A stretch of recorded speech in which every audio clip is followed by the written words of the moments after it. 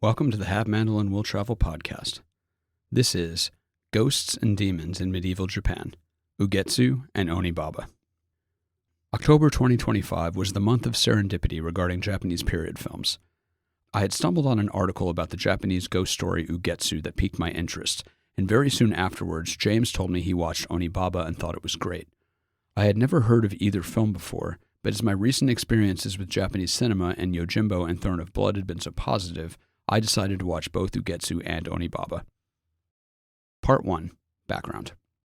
Ugetsu, aka Tales of Moonlight and Rain, is a 1953 film directed by Kenji Mitsuguchi and written by Matsutaro Kawaguchi and Yoshikata Yoda, with cinematography by Kazuo Miyagawa. Per the booklet included with the Criterion Collection release of the film, quote, "The screenplay draws on literary sources from East and West. From the East, it takes inspiration from 2 of the 9 stories in Akinara Ueda's Tales of Moonlight and Rain. These narratives, The House in the Thicket and A Serpent's Lust, are combined in the depiction of Genjuro, the potter who goes to the city to make his fortune and encounters a dangerously seductive ghost. Mizuguchi turned to the West, to Guy de Maupassant, for his portrayal of Tobai, the humble villager who stops at nothing to achieve samurai status, much like the medal-seeking Muso Kayard and how he got the Legion of Honor." Unquote. Onibaba, aka Demon Woman, is a 1964 film written and directed by Kanedo Shindo, with cinematography by Kiyomi Kuroda. It is an adaptation of the Buddhist folk tale, A Mask with Flesh Scared a Wife. Consonance and Dissonance.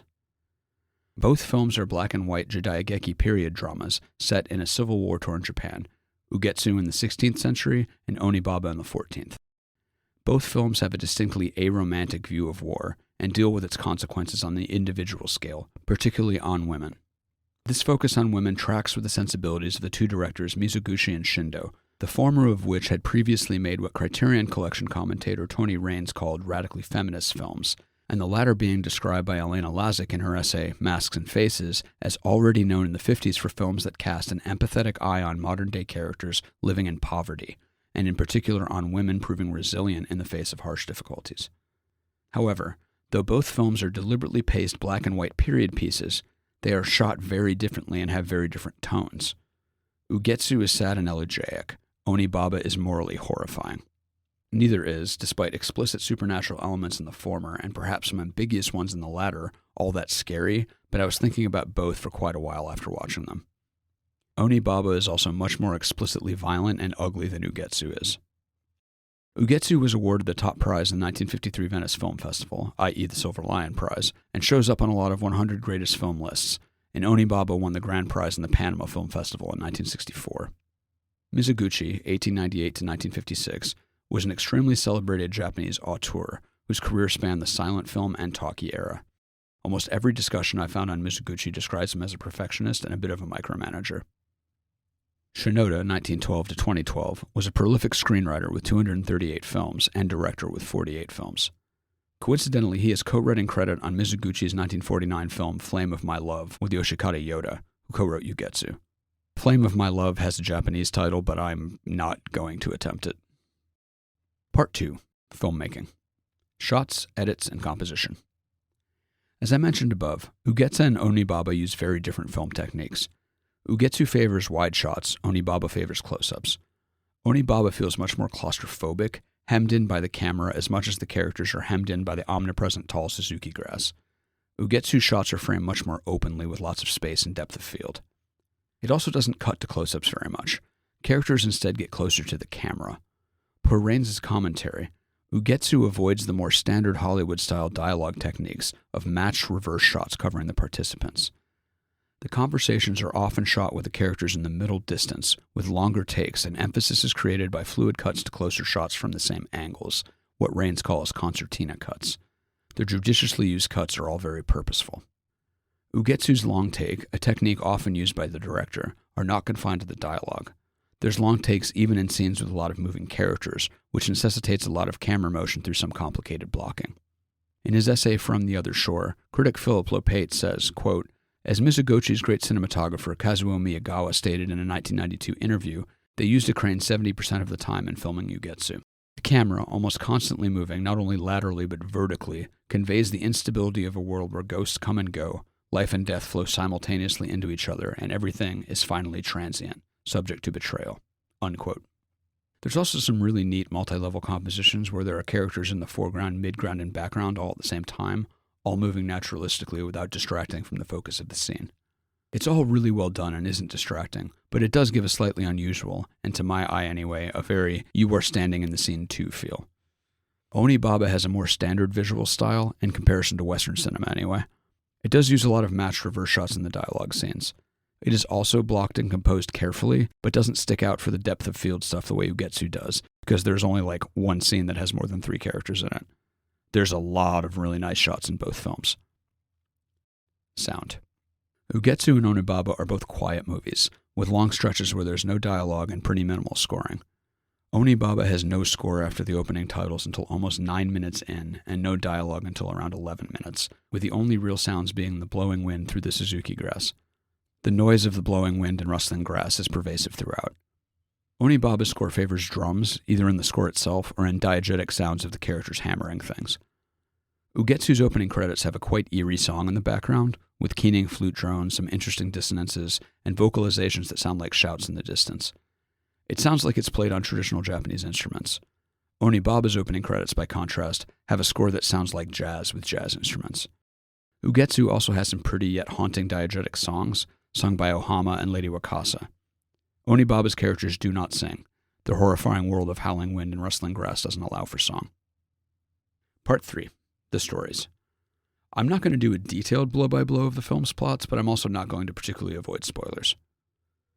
Plot summary. Ugetsu. Ugetsu is the story of 2 couples, the farmer/potter Genjuro, played by Masayuki Mori, and his wife Miyagi, played by Kunuyo Tanaka, and their neighbors Tobai, played by Itaro Ozawa, and his wife Ohama, played by Mizuku Miko. They are villagers trying to survive the endemic civil wars engulfing the countryside.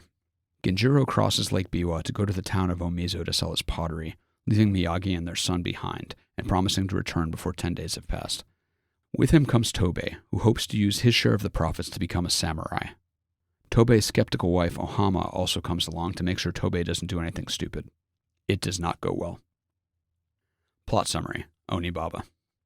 Onibaba is the story of 2 nameless women who also try to survive the civil wars engulfing the countryside. They are credited only as older woman, played by Nobuko Otoa, and younger woman, played by Jitsuku Yoshimura. The younger is the wife of the older son who has been away at war. They live in a secluded hut in the tall marsh grass and waylay and murder soldiers who wander into the marsh in order to trade their armor and weapons for food. Conflict arises when their neighbor Hachi, played by Kei Sato, a deserter and friend of the older woman's son, returns with the news that the son has been slain. Hachi and the younger woman start a relationship, which the older woman tries to prevent, eventually donning a demon mask taken from a slain samurai to frighten the younger woman on her way to her trysts. It does not go well. War.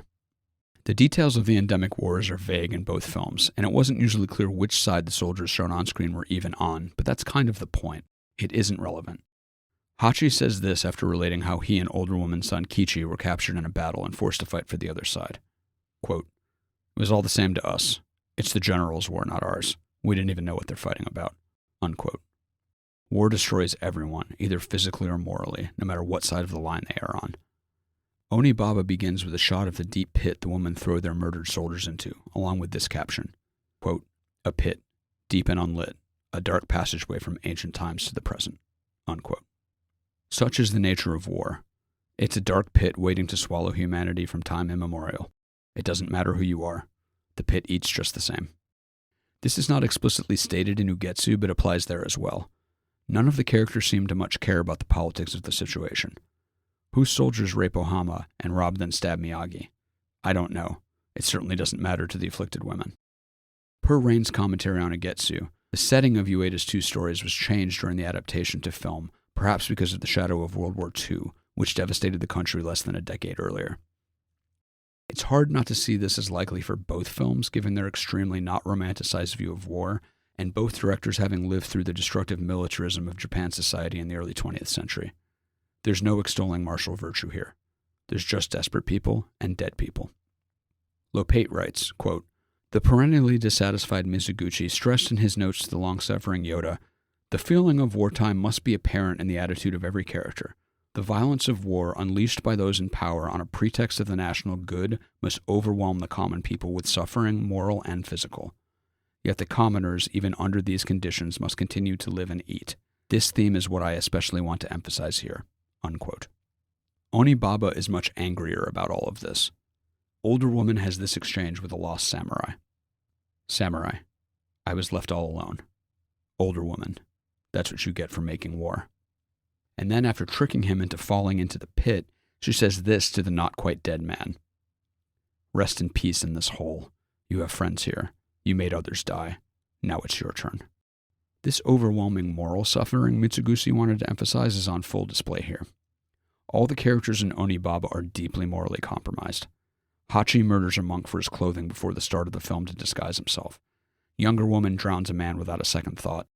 Older woman refers to a sound in the night as more prey coming our way, and when faced with younger woman leaving her to be with Hachi, she cries, "I can't kill without her."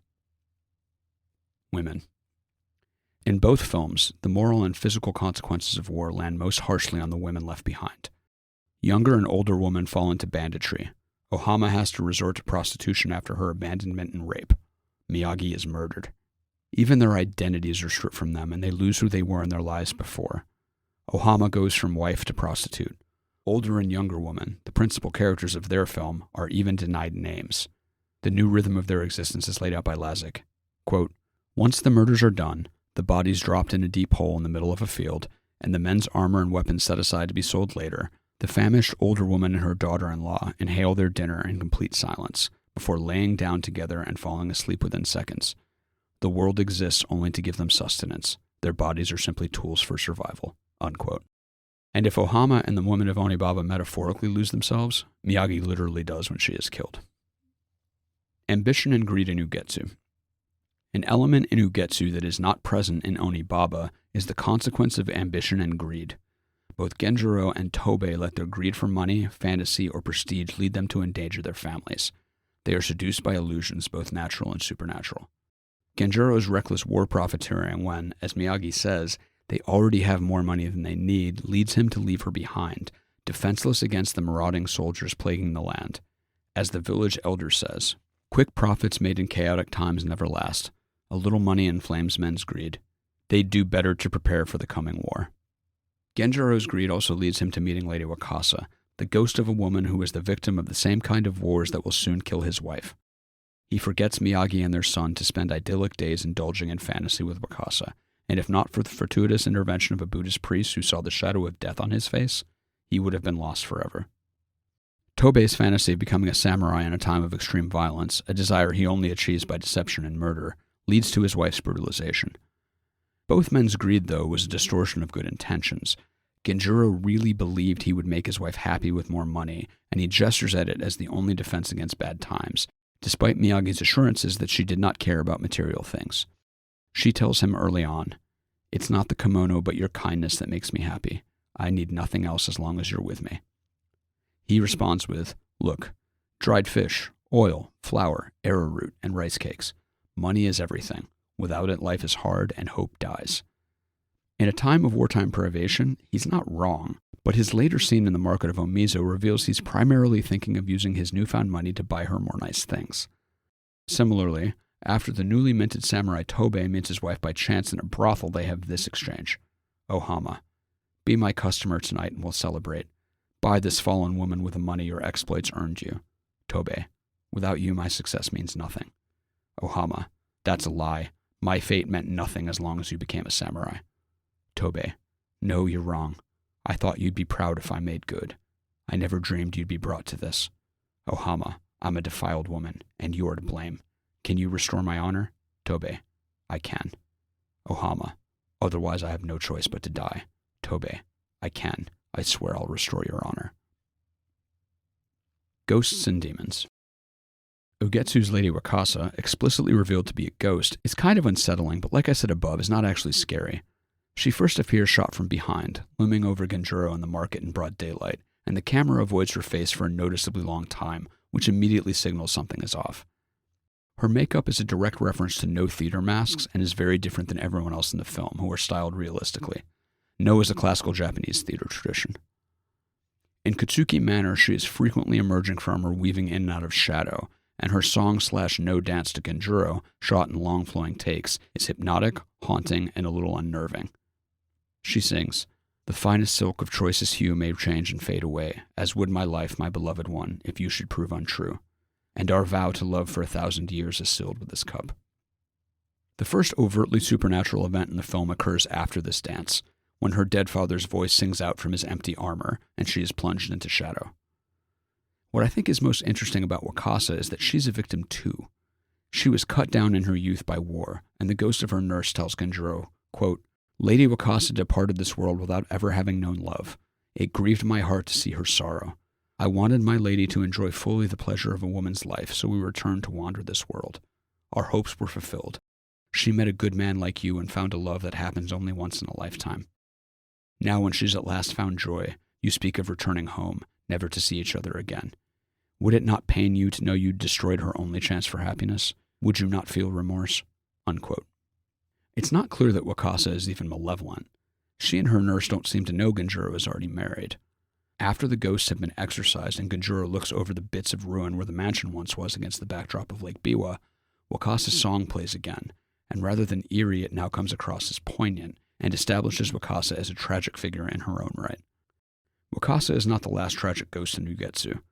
Genjuro sees Miyagi when he returns home, and after he learns that she has been dead and sees her no more, she gives the final voiceover over the ending of the film.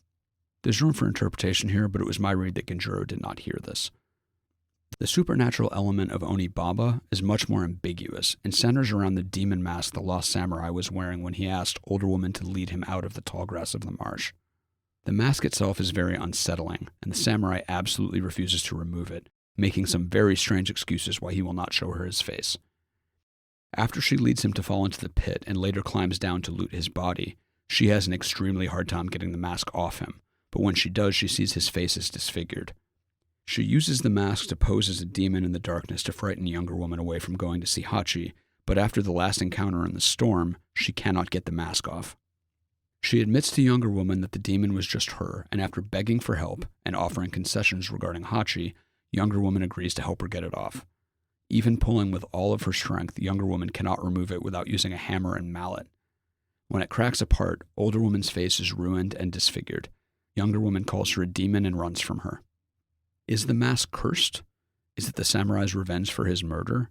Or did it fix itself to the samurai and to older woman because of all the men they'd killed? Or is it not supernatural at all, and older woman's ruined face is because of the hammer younger woman had to use? The answers are exercises for the viewer. Lake Biwa and the tall grass. The two most obviously creepy and atmospheric locales in the film are Lake Biwa in Ugetsu and the tall Suzuki grass in Onibaba.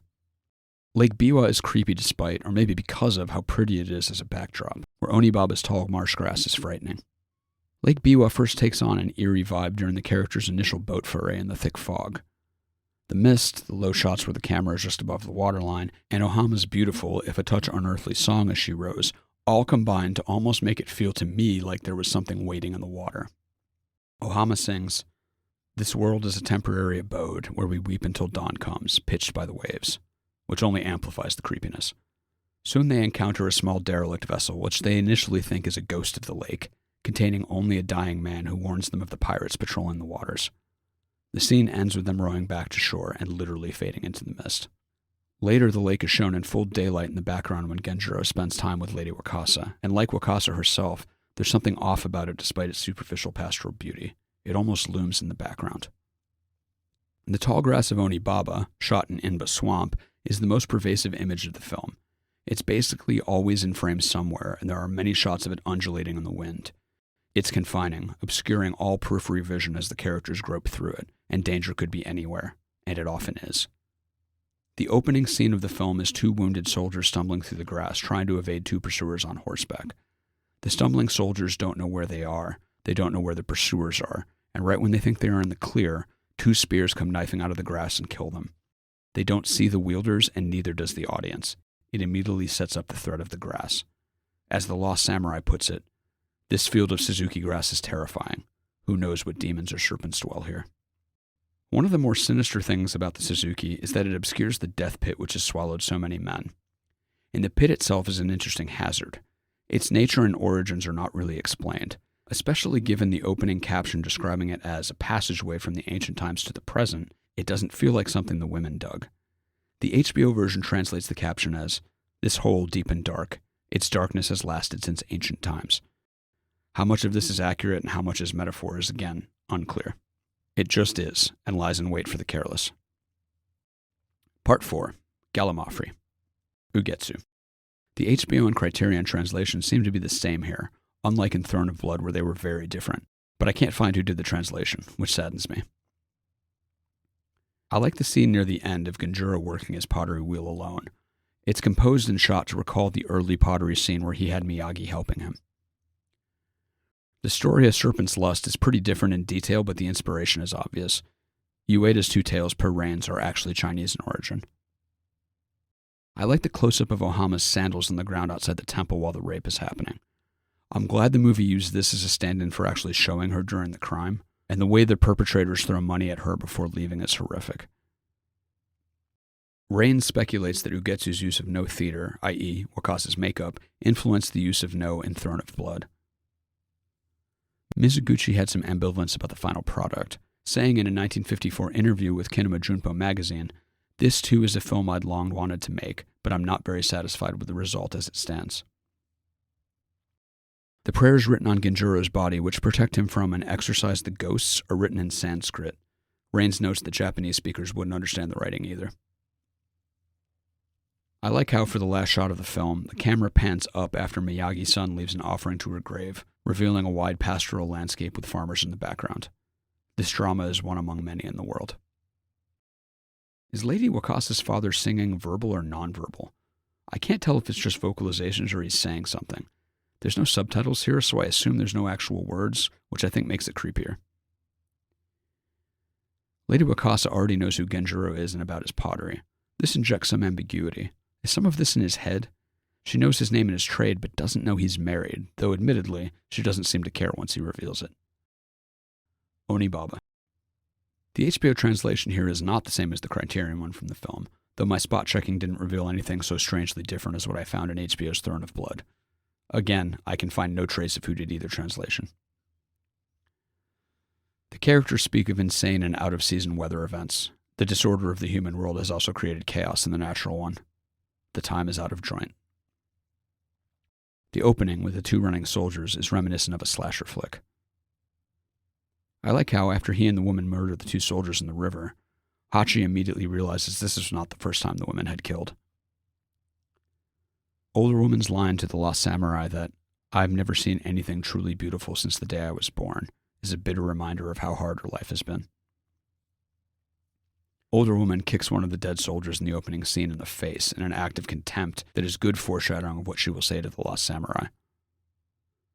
I like the ambiguity in the last shot of whether older woman chasing younger woman and yelling, "I'm a human being," actually cleared the pit. We see her jump, but it cuts before she lands, or falls. I like older woman's line in response to younger woman protesting she shouldn't leave so late to sell the samurai's equipment because it will be dark soon. She says, "Once it's dark, it can't get any darker," which is also a good metaphorical reference to the moral degradation of the characters. It has shades of Macbeth's, "I am in blood, stepped in so far, should I wait no more, returning were as tedious as go o'er." Nobuko Otoa as older woman was only 40 when this was released, which makes the characters referring to her as an old hag kind of funny. Or sad. There are so many skeletons in the pit. Part 5. Conclusion. I really like these quite different, though thematically connected films. I would recommend Onibaba to pretty much everyone with basically no hesitation. I would probably be hesitant to recommend Ugetsu to a casual moviegoer, as it is weirder and a slower burn. The plot is just a little looser and more deliberately paced. I found it to be interesting and moving, but it's probably not for everyone. It's not surprising that Onibaba is a tighter narrative, as it's just one narrative and not four woven together, but I think it's the more accessible, and on the surface, the more exciting film.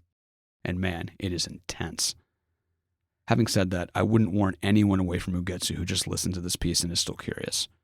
And honestly, it's intriguing on just a technical level too. This was a good experience. I love good movies. This has been the Have Mandel Will Travel podcast. I'm Matt Giuliano, and I hope you've enjoyed this piece. Check out havemandelandwilltravel.com for a closer look at some of my other projects and to hear my music. Cheers and happy listening.